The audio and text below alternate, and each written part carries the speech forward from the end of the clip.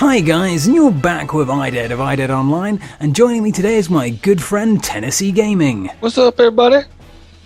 Now today, me and Tennessee are going to take a quick look at the game Happy Wars. It's another free-to-play game that you can acquire via Steam, and of course the links will be below the video.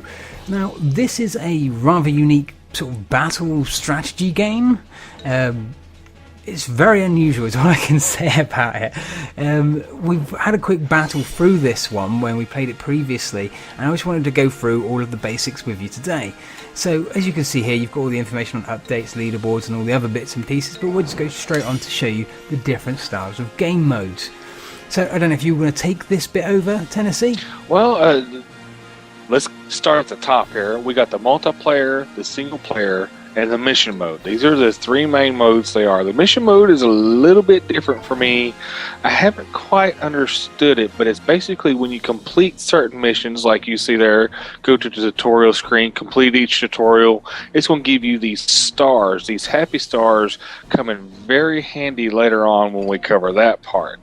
On the single player mode, you got your skirmish and your tutorial. Skirmish mode, you're basically set in a multiplayer environment but with only AIs and yourself. Tutorial mode will walk you through each character's abilities, how to play the game, so on and so forth. And then of course the multiplayer. Now this is a little bit different than what I've seen in previous. Quick match is basically just going to set you in a random server with random players. Co-op mode, which me and IDED done earlier, is we can invite each other to a party, start a game. We have to, of course, wait for other players to join and stuff like that. But it was definitely neat to be able to kind of play with other people, but be on the same team. Now, if you go back, the player match was the funniest part for me because it was a 1v1 situation. So there he's in the Kingdom of Light, but I would be on the Empire of Dark part. We could verse each other, select the stage, choose your class and equipment, which we will cover here in a little bit, and just start the game and kind of go with it according to how many people you can always invite other people, stuff like that. Other than that pretty much covers the game modes. So if you'll pick up and kind of go from there on the whole, dare I say, having to spend just a little bit of money or not, which throws a wrench in the usual free-to-play games. So if we can touch on that, I think that would be kind of interesting. Yeah, no, with this game we've had a quick look at the sort of the financial cost of it, because we're always very interested in what we're recommending and what the games are going to charge the people that we're recommending the games to for the play on it. Now, as we've mentioned in some of the previous games, some games can be very centric about how much money they're going to acquire from the players and what they're going to give you in exchange for that. Well, with Happy Wars, it's slightly odd, because this is a game that's come across from the Xbox Live Arcade and it's been ported over to the PC. I think it's very sort of demonstration how they've done that, because normally where you have microtransactions and stuff like that, or you have, let's say, a VIP rank or something like that you buy, like with was it Zombies, Monsters and Robots, was quite expensive. With this one, you get these items called tickets. Now, as Tennessee mentioned, you've got the coins as well, but you've got tickets. Now, tickets are the actual pay-for currency. Now, as you can see, when you start out here, you automatically have 100 there, happy tickets. They're just given to you for free, and you can buy these packs, and these packs give you sets of items that you can acquire. So if I, let's say for example, we'll do this now, buy the sword pack, and it says open pack, press X, and there you go. Character buys those. That costs 18 of our happy tickets. And there you go, we've acquired this item here, which is a Axe of the Ancients. It also acquires another item, which is the beef rib hammer. Sounds pretty tasty. And we've got the black bat wand there. So there you go. So you've got a few different items from that one pack, and that costs us literally 18 of our happy tickets. But in this game, which is something I thought was really nice, and it sort of makes you feel like they're not really abusing the players as much, as you've got this thing called the Happy Spinner. Now, the Happy Spinner is literally something that uses the happy coins, or whatever they're called. There you go, happy stars, which are the currency you actually earn from playing the game. Now this happy spinner allows you to bet. Now you can bet anything up to 900 on this. 300 will cover 1/4 of the board, 600 half the board, and 900 will actually cover the whole board. So you're always betting the total amount that you can, so it's that full 900 to go. But you earn this in game, and this guarantees you 1 item for every spin if you've covered the whole board. So obviously the different colors dictate what item you can get. So even if you're, let's say, selecting like a sword here, or if you select the shield, you're always going to have the chance of getting a different item.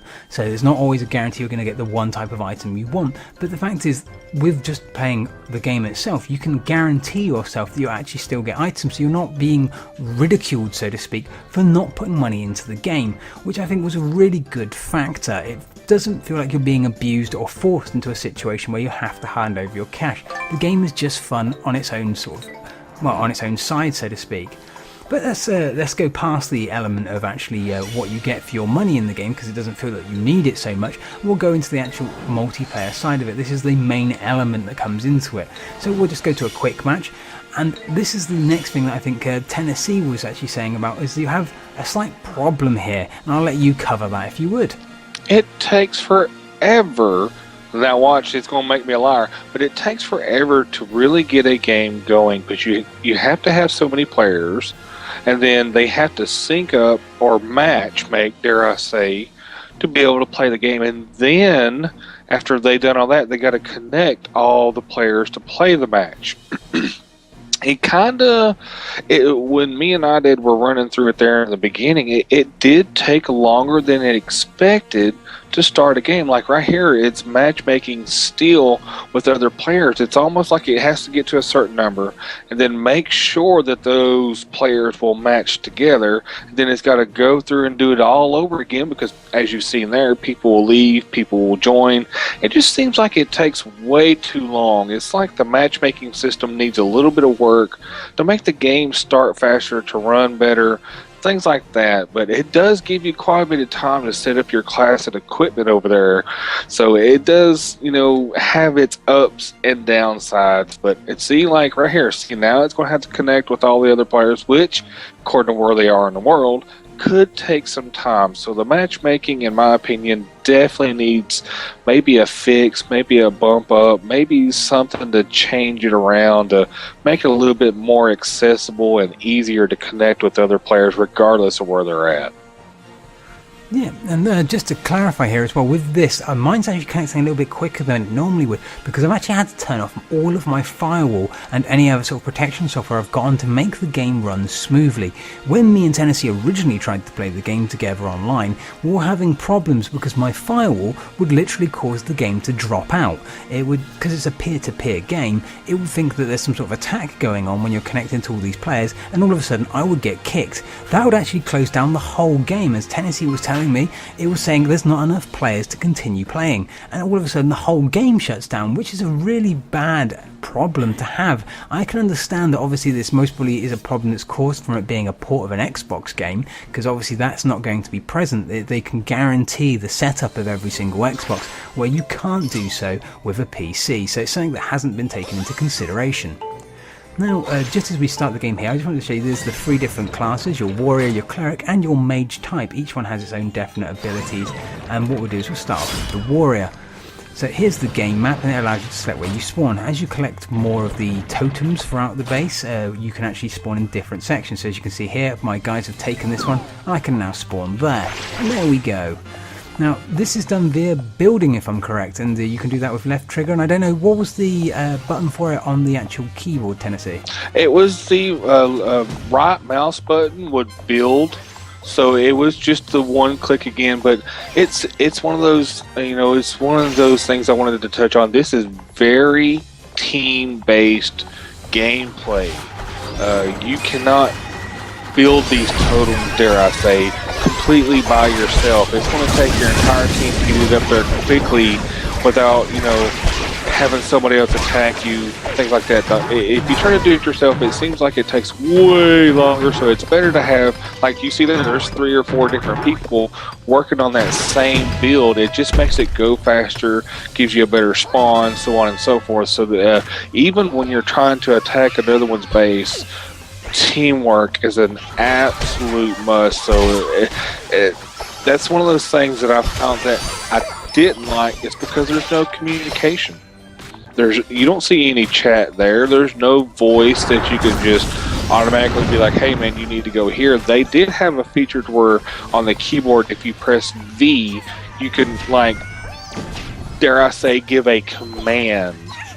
But being it's so team oriented, the lack of chat, see, like right there where it said did me in, that's somebody that is pressed and just found the command, put it in, and that's, you know, what they said. The communication lacks quite a bit, but the game itself is really fun. I like it. What did you think about it?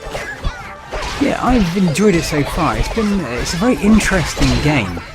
And I think now, during this recording, I'm getting a little bit of lag here, generally, I think, because of the amount of applications I've got open. But it does feel fun, and, like, as you can see, I've got items here that I've actually earned through playing the game. They haven't actually cost me anything. I haven't had to fork out for these items. So I feel very well matched, even with the people who have obviously spent money, which I think is a good factor. It's very enjoyable. It's, as you said, very strategic. You do need to have a lot of teamwork involved, and I feel if you've got a few people on, like, a TeamSpeak server or something similar, then you definitely have a great advantage over the guys who are just playing it normally. With me in Tennessee when we played earlier, we had a distinct advantage over the other people, generally just because we were able to communicate with them. We could coordinate our tactics a lot easier and a lot quicker. Whereas the other people are sort of very disorganised. You have to sort of lure people around to get anybody to work together. One of the other issues, which you can see here I'm having, which is the view angles, which cause problems with being able to see what you're doing. But yeah, the strategy, I think, is a big factor when it comes to this game. You do need to have a good few people on your side who know what they're doing, or at least have some sort of access to voice comms. Once again, it's because it's a port, I believe, whereas people on Xbox would naturally have a headset they could use. You don't really have that with a PC by default, and so thusly you're sort of stuck in a situation where you can't coordinate as well as you'd like to. I'm going to have to disagree with you a little bit. The views is what I like the most because it allowed me to change it. You know, I can do the overhead like they're doing here. I can get a little bit closer to the player. I can be hovering just above it. I like the view aspect of where I can change it. It wasn't just one set view. So that, for me, is what I like. These guys that you're choosing now, I can't stand them. It seems like their hammer swung a little bit more slower than the sword. I like the mage. Now the mage and the warrior for me are a tie, but this guy, I just did not like the way he played. He seemed like he was a little bit slower. But what really interesting about me on this game is if you look over there on the right hand lower corner there, you got your Y, B, and A buttons, and those are like special skills. You know, once you're alive and you have enough power, dare I say, you can use these skills according to which player you are, determines on what type of skills or moves, stuff like that they are. That's what I probably like the most. See how they randomized just then when you spawned in? Well, now the way it is on the keyboard, I would have to hold space and click whichever skill that I wanted to use, but each one had a different effect, which I thought you would have to pay for, honestly, but it just comes as you earn your levels and as the more you play. So I really did like that aspect about this game, because it changed it up just a little bit without having to pull the wallet out and be like, I gotta pay $1.99 to have this, or have this or that on the skill part of it. So that part I did like. Yeah, I have to agree. The fact that it's sort of like as you play through the level, you actually unlock the extra abilities and extra attacks. You can see there I've suddenly got 4 abilities available to me rather than just the 2. I thought was definitely a big bonus. It kind of feels like you're leveling up as you're playing in the game. And obviously each match it resets and you'll start with just the standard 2 abilities again. But it definitely does have I don't know, it's sort of a sense of achievement for getting that far. Yeah, for sure. The levels are relatively easy to get too. It ain't like it's, you know, right here you've already hit already hit a new level in this short gameplay. So it's not like it's taken 5-10 games for you to get anywhere. You know, it's all dependent on how you play and how well you play with others that you gain your levels. So it seems to go by rather fast on gaining levels, which I like, which may change because we're still, as you can see over his head there, a newcomer to the game. So maybe after we play a certain length of time, maybe it's harder to get to the higher levels after you reach a certain point. But other than that, it seemed like it was quite easy to just level up and keep on going type of thing. Yeah, I think the leveling up will be a big factor. I think the access to more equipment is available to you because you're limited by a sort of a weight class at each level. So the more you level up, the more items you can sort of equip to your guy. So originally I've got more items than I can actually use at the moment. I'm getting my ass handed to me quite a lot on this match, I have to admit. I'm getting a little bit of lag as well, which is not helping much. But it does sort of change the sort of how strong your character feels. But it means, once again, it's not a pay-for feature, which I think definitely ramps up the value of the game for the player who's coming into this without having a massive bank balance to sort of fund extra bits and pieces. Which do you think, let's say me as an opposite player decides to spend $50 and it turns out that I've got all this awesome, will that change the way that you as a lower player, see right there another level, would play the game? Like if I'm coming in all iron swords and something and you still got your little stone sword, do you think that would change the way you would feel about this feel about the game?